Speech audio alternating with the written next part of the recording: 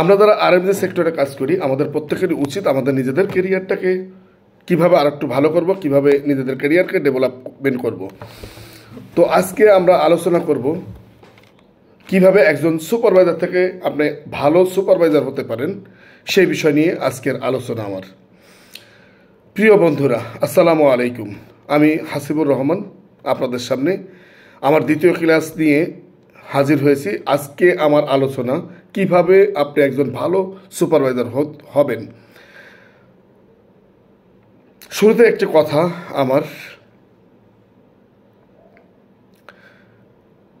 কিন্তু ভাইরাল হওয়া বা ফেসবুক ইউটিউব থেকে টাকা ইনকাম করার কোনো ইচ্ছা নাই। তাহলে অনেকে বলবেন যে তাহলে আপনি কেন ভিডিও বানাচ্ছেন। আসলে এই ভিডিওটা বানাচ্ছি যদি আমার এই কথাবার্তায় বা আমার এই মোটিভেশনে যদি কেউ একটু উপকার হয়, এটাই আমার সার্থকতা। সো আমার এই ভিডিওটা যদি কারো ভালো লেগে থাকে অবশ্যই আপনারা লাইক করবেন, কমেন্টস করবেন এবং এমন আছে শেয়ার করে রাখতে পারেন। আর যদি ইউটিউব চ্যানেল থেকে দেখেন অবশ্যই সাবস্ক্রাইব করে যাবেন। চলুন মূল আলোচনায় যাওয়া যাক। একজন ভালো সুপারভাইজার হতে চাইলে আমার এই 8টি গুণ তাকে মেনে চলতে হবে। স্টেপ নাম্বার 1, নেতৃত্ব নয়, দিক নির্দেশনা দেওয়া। একজন ভালো সুপারভাইজার হতে হলে তাকে শুধু নেতৃত্ব দেওয়া নয়, তাকে ঠিকমতো কাজটা বুঝিয়েও দিতে হবে। শুধুমাত্র আদেশ নয়, কাজ কিভাবে করতে হয় তাহা বুঝিয়ে দিতে হবে। দেখা যাচ্ছে অনেক সুপারভাইজাররা আছে, তারা করে কি শুধুমাত্র বলবে এই এটা করো, এই ওটা হয় নাই কেন, শুধুমাত্র অর্ডার, তারা বসগিরি করে। আসলে বস না, নেতৃত্ব মানে নেতা আর বসের মধ্যে কিন্তু ডিফারেন্স আছে। সো নেতৃত্ব দিতে হবে সেইভাবে। তো কাজগুলো সুন্দরভাবে অপারেটরদেরকে বুঝিয়ে দিতে হবে, তুমি এইভাবে করো, এইভাবে না করলে এইভাবে করলে বেশি প্রোডাক্টিভিটি আসবে, কাজের কোয়ালিটি ঠিক থাকবে। তাহলে ওই অপারেটর আপনাকে মান্য করবে বা আপনাকে রেসপেক্ট করবে, সম্মান করবে। স্টেপ নাম্বার 2, কমিউনিকেশন স্কিল বা যোগাযোগ ব্যবস্থা। এটা অনেক ইম্পর্টেন্ট বা গুরুত্বপূর্ণ বিষয়।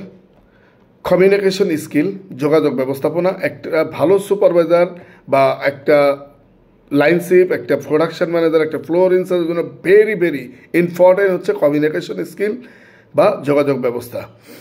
তো একটা ভালো সুপারভাইজারের জন্য কী কী গুণ থাকা প্রয়োজন আমি সেটাই তুলে ধরবো। সহকর্মীদের সাথে স্পষ্ট, শান্ত ও সম্মানজনকভাবে কথা বলার আগে শোনার অভ্যাস করুন। দেখা যায় অনেক অপারেটর অনেক প্রবলেম নিয়ে আসে। তো অনেক সময় দেখা যায় একটা সুপারভাইজারের কাছে আসলো সে যে বস বা ভাই আমার এই প্রবলেম, এটা তাদেরকে শোনার কোনো সময় বা সুযোগ অনেকে আছে আমরা দিই না। যেটা বাস্তব কথা, অনেক সুপারভাইজার আছে দেখা যাচ্ছে একটা প্রবলেম নিয়ে আসার সাথে সাথে আমি বলে দিলাম এই তুমি যাও, এদিকে যাও, পরে আসো। এই যে মনোভাবটা, এতে কি হয় আপনার সাথে আপনার অপারেটরের দূরত্ব আস্তে আস্তে তৈরি হয়। এতে ফ্যাক্টরিতে আনরেস্ট বা গ্যাঞ্জাম ফ্যাসাদ সব কিছু সৃষ্টি হতে পারে। তো যে কারণে আপনার উচিত হচ্ছে একটা অপারেটরের সাথে সুন্দরভাবে, সুন্দর আচরণে তার সাথে কথা বলা। স্টেপ নাম্বার 3, সময় ব্যবস্থাপনা। সঠিক সময়ে সঠিক কাজটুকু করা। তো সঠিক সময়ে কাজ ভাগ করে দেওয়া কর্মীদের ভিতরে বা নিজের সময় মতো অফিসে আসা এবং অন্যদেরকে উৎসাহ দেওয়া। ভালো সুপারভাইজারের মেন গুণ হচ্ছে সময় ম্যানেজমেন্ট করা। সময় ম্যানেজমেন্ট বলতে বহুত কিছুই বোঝায়। দেখা যাচ্ছে সময় মতো অফিসে আসা, সময় মতো অফিস থেকে কাজ শেষ করে যাওয়া এবং কর্মীদেরকেও উৎসাহ দেওয়া যে সময় মতো অফিসে আসবা। এবং একটা ঘন্টায় যে 60 মিনিট, একটা ভালো সুপারভাইজারের গুণ হচ্ছে এই 60 মিনিট সে কী কাজ করবে, এই 60 মিনিট তাকে ভাগ করে নিতে হবে যে আমি 15 মিনিট এই কাজ করবো, 15 মিনিট এই কাজ করবো বা বাকি 15 মিনিট এই কাজ করব। তো আমার সাজেশন হচ্ছে প্রথম 15 মিনিট এবং লাস্টের 15 মিনিট এটা নিয়ে একটা ভালো সাজেশন দেওয়া। প্রথম 15 মিনিট একটা সুপারভাইজারের কাজ হচ্ছে তাকে আওয়ারলি প্রোডাকশন মেনটেন করা এবং প্রত্যেকটা অপারেটরের কাছে তাকে তার জবাবদিহিতা নেওয়া যে তার টার্গেট আছে, সে 200 পিস, সে কত করছে বা কেন কম হয়েছে, বা যদি কারোর টার্গেট অ্যাচিভ হয় ঘন্টায়, তাকে অ্যাপ্রিসিয়েট করা বা তাকে ধন্যবাদ জানানো। তো এই 15 মিনিটটা হচ্ছে শুধুমাত্র অপারেটরের আওয়ালি প্রোডাকশন লেখা এবং প্রোডাক্টিভিটির জন্য কাজ করা। আর লাস্টের যে 15 মিনিটটা, এই 15 মিনিটটা কাজ হচ্ছে একটা সুপারভাইজারের আউটপুট টেবিলে কোয়ালিটি অল্টারেশন, কি অল্টারেশন হয়েছে লোকজনকে দেখানো বা বোঝানো, বা অল্টারগুলো রেকটিফিকেশন করে সময়ের দেওয়া এবং ঘন্টার টার্গেট ঘন্টায় ফিল আপ করা। তাতে কি হবে, আপনার আওয়ালি প্রোডাকশনটা ঠিক থাকলো, যে কারণে আপনি আরও ফ্রিলিভাবে কাজ করতে পারবেন বা উৎসাহ পাবেন। নাম্বার 4, সহানুভূতিশীল মনোভাব। শ্রমিক বা কর্মী কষ্ট বুঝুন, তাদের সাথে ভালো ব্যবহার করুন, এতে তারা আপনার প্রতি শ্রদ্ধাশীল হবে। একটা জিনিস আমরা মাথায় রাখি যে যদি অপারেটরের সাথে ভালো ব্যবহার করি তাহলে মনে হয় তারা আরও রিয়েক্ট তৈরি করবে বা খারাপ মনোভাব তৈরি করবে। আসলে এরকম কিছুই না। একটা অপারেটরের সাথে যত আপনি অ্যাকচুয়ালি সম্মান দিলে কখনো সম্মান কমে না, যত আপনি সম্মান করবেন আপনার সম্মান আরও বৃদ্ধি পাবে, সহজ কথা। সো আমরা সম্মান দিতে শিখব, তাহলে আমরা একজন ভালো সুপারভাইজার হতে পারবো। সমস্যার সমাধানের দক্ষতা। দলে সমস্যা হলে তাহা শান্তভাবে সমাধান করুন, দোষ না দিয়ে সমাধানে ফোকাস করুন। অনেকে আছে আমরা একটা প্রবলেম হয়েছে, এই প্রবলেমটা সমাধানের জন্য কাজ করি না, দেখা যাচ্ছে এই সমস্যাটাকে ধামাচাপা দেওয়ার জন্য আমরা অনেকগুলো কাজ করি বা অনেকগুলো কথা বলি, দেখা যাচ্ছে অনেক রাস্তা তৈরি করার চেষ্টা করি যে এটা যাতে ধামাচাপা দেওয়া যায়। তো এইটা না করে আমাদের উচিত কি, সমস্যা সমাধানে ফোকাস করা, দোষারোপ না করা কাউকে। তাহলে কী হবে দেখবেন, আপনি যখন দোষারোপ না দিয়ে সমস্যার সমাধানের চেষ্টা করবেন, দেখবেন আপনার পাশাপাশি আরেকজনও আপনার উপরে আপনার সাথে এগিয়ে আসবে। সো আমরা যেন সবাই সমস্যার সমাধানের দক্ষতা অর্জন করি। এরপর আসি আমরা প্রশংসা করুন বা প্রশংসা করা। আমরা প্রশংসা তো ভুলেই গেছি গার্মেন্টস ট্রেডে, আর জুনিয়রদেরকে তো আরও না, দিতেই চায় না প্রশংসা। তো ভালো কাজের জন্য প্রশংসা করুন, এতে কর্মীরা আরও উৎসাহিত হবে। সে একটা অপারেটর, সে মনে করেন সে রেগুলার টার্গেট মিস করতেছে, সে ওয়ান টাইম অফিস আসে, তাকে আপনি ধন্যবাদ জানাইতে পারেন।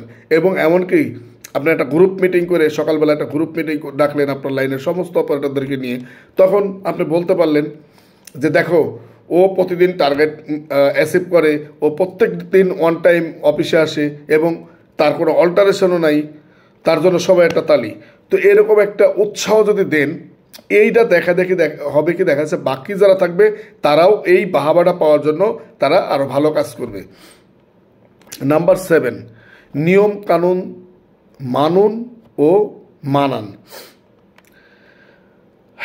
নিজে নিয়ম মেনে চলুন এবং অন্যদেরকেও তা শেখান। নিয়ম কানুন হচ্ছে, সে দেখা যায় অনেক সময় আছে আমরা ধরেন এই যে অফিসে আসা যাওয়া, এরপরে কাজ ঠিক মতো করা, সময়ের কাজ সময়ে করা, এরপরে অপারেটররা কাটার সিজার বেঁধে কাজ করা, ইউনিফর্ম পরা, মাস্ক পরা, এগুলো হচ্ছে নিয়ম। এই নিয়ম কারণ নিজেও যেরকম মানবেন এবং আপনার আন্ডারে যারা কাজ করবে তাদেরকেও শিক্ষা দিতে হবে বা শিখাইতে হবে যে তোমরা এইভাবে না এইভাবে কাজ করো।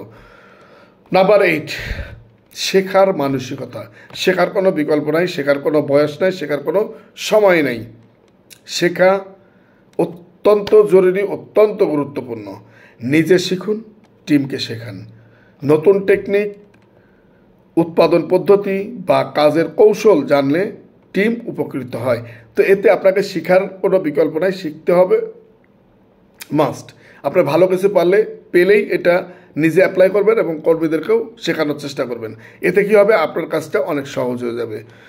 সো আমরা যেন এখন থেকে এই 8টি নিয়ম যদি মেনে চলি, তাহলে আমরা অবশ্যই একজন ভালো সুপারভাইজার হতে পারবো। তো আশা করি ভিডিওটি ভালো লেগেছে আপনাদের। আর যদি ভালো লেগে থাকে আপনারা অবশ্যই লাইক কমেন্টস করবেন, যাতে আমার উৎসাহটা আরও বেড়ে যায়, যাতে এরকম ভিডিও আপনাদেরকে আরও উপহার দিতে পারি। তো আমার পরবর্তী ভিডিও আসবে কিভাবে একজন দক্ষ এপিএম হতে পারবেন বা প্রোডাকশন ম্যানেজার হতে পারবেন, পর্যায়ক্রমে সিরিয়ালে সবগুলো আসবে। সো আমার পাশে থাকার জন্য আমাকে উৎসাহিত করবেন। এবং গার্মেন্টস বিষয় নিয়ে যদি কারো কোনো কোশ্চেন থাকে বা কোনো কিছু জানার থাকে আপনারা অবশ্যই কমেন্টসে জানাবেন, তাহলে আমি ওই বিষয় নিয়ে আপনাদেরকে আলোচনা করব বা আপনাদের সাথে কথা বলবো। আশা করি বুঝতে পারছেন। ধন্যবাদ সবাইকে, ভালো থাকবেন।